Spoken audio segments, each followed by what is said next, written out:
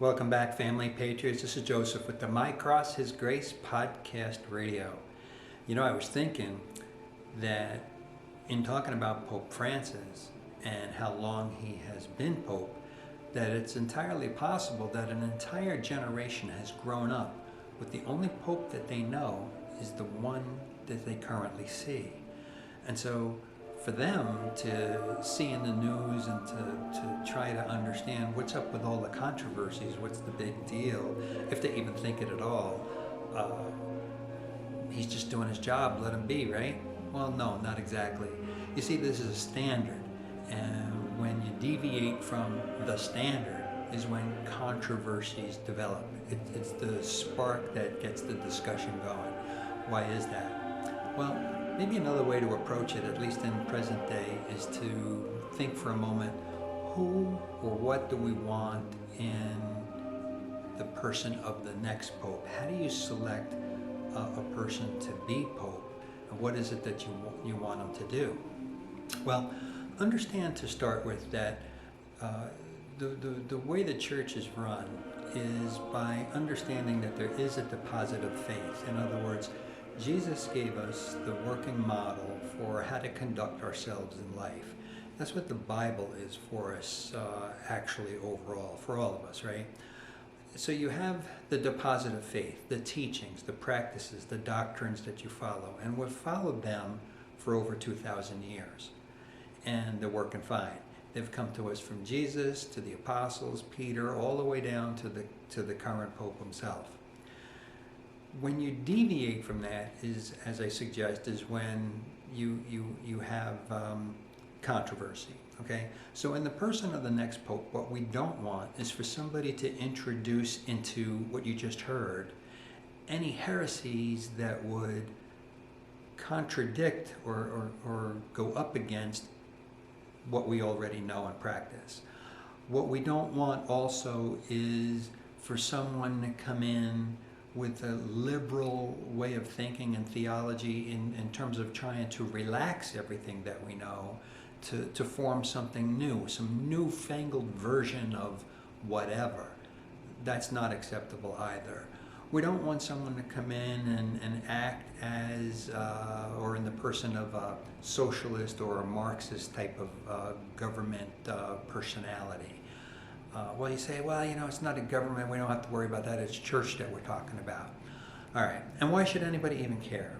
Well, for one thing, what we need to understand, there's a couple of things we need to understand. And one of those is that Catholicism represents the largest Christian denomination in the world, with over 1.39 billion, with a B, baptized Catholics worldwide. Now, when we talk about the Roman Catholic Church, there's two things to keep in mind. One is the church that you know, the parish that you go to, the Mass that you enjoy and celebrate in that parish church, the daily functions of the church, daily Mass, the sacraments, the holy days of obligation, and the whole liturgical season. For the faithful, that's a lot of what we know, right? Okay. But there is also the governmental side of the Roman Catholic Church. And by that I mean the Vatican is the smallest country in the world. They have their own currency, they issue their own passports, and they appoint persons to ambassadors, and the United States appoints ambassadors to the United Nations. There's a diplomatic component to the Roman Catholic Church, okay? That's why when you see the Pope visiting the United States, for example, he visits the White House. He enjoys the protection of the Secret Service. You see him riding on Marine One. The reason for that is because he's a visiting head of state, all right? So it should be easy for a person in the person of Pope to receive the doctrine of faith as a person who has grown up in it themselves, to understand what it is and to preserve and protect it, to preach the gospel, enjoy the faith, to be the human representative between God and the faithful, and to protect that deposit of faith that was handed to us, to protect in our own time, to hand down to generations after us. And that's how you ensure that the practice and doctrines continue unsullied. And so what we're looking for is a conservative at best, someone who has traditional values and practices, and is an advocate for the faithful and all Christians worldwide. That's very important. So we don't even want anything to do with globalism. We have no interest or voice in that. Now, some might argue that we should. To some degree, perhaps, but not when it comes to changing doctrine and practices of the faithful. So when it does come time to select another pope, the College of Cardinals, those cardinals who are under the age of 80, will get together and vote among themselves and choose from among themselves who the next pope will be. It amazes me that a lot of people only know, the young people certainly, Pope Francis, because that's who a lot of them have grown up with. For others, there's in recent memory, you have Pope Benedict and the 16th and Pope John Paul II. And both were very strong conservatives who protected the church as very best they could, and the positive faith certainly, and the practice of Catholicism worldwide, and speaking for freedom and things like that.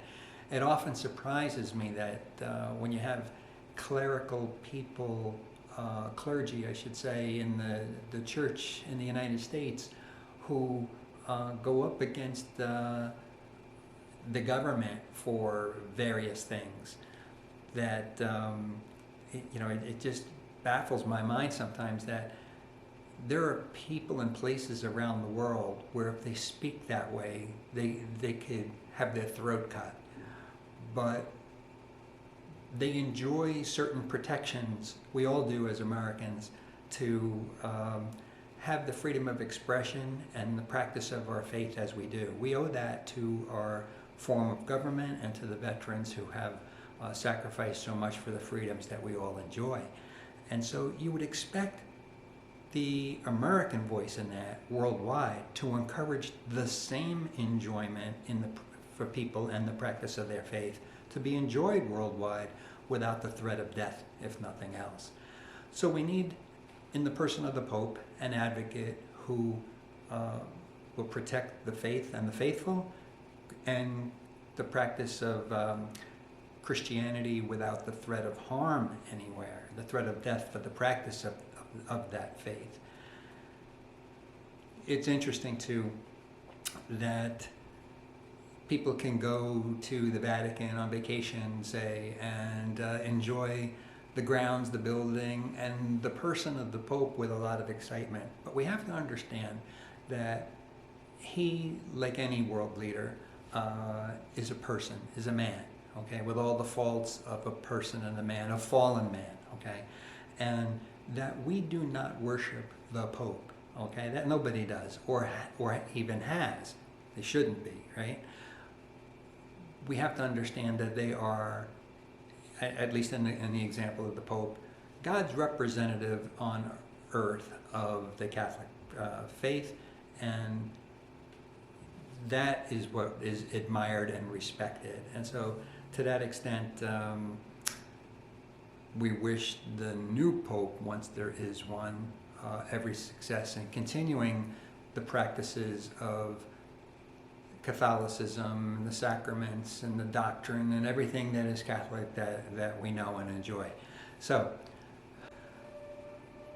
what we want for the next Pope, what we expect is, and pray for, is that he will be conservative in his practice and his remarks, and stand up for what is the deposit of faith and the practice and doctrines that should have been followed a lot more stricter than they have been in recent time.